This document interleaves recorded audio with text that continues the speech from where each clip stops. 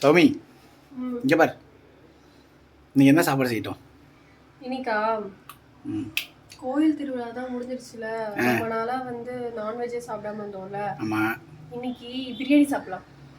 சரி, சிக்கன் பிரியாணி செஞ்சுருமா? Okay, done. இரு இரு இரு, ஆம்பூர் ஸ்டைல்ல. ஆம்பூர் ஸ்டைலில் செஞ்சுட்டா போச்சு.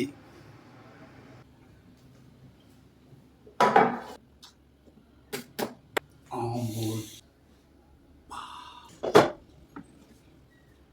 இந்த லெக் பீஸ்னு ஒன்று இருக்குமே, எனக்கு